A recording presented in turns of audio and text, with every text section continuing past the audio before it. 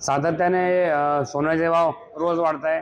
US चायनाचा जो trade war सुरू आहे त्याचा हा परिणाम आहे। चायनाने सोनं घ्यायला सुरुवात केलेली आहे।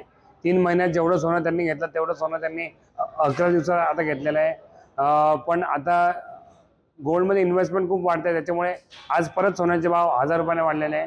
आज 98,000च्या वरती सोन्याचा भाव आज गेलेला आहे आणि सोबतच चांदीचा भावही 500 रुपयाने वाढलेला आहे।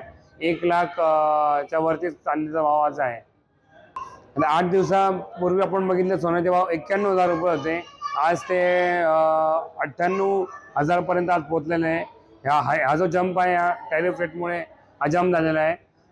जर काही ट्रम्प आणि चायनाच्या प्रेसिडेंटमध्ये काही नेगोशिएशन झालं तरच सोन्याला थोडी डाऊनफॉल याची शक्यता आहे।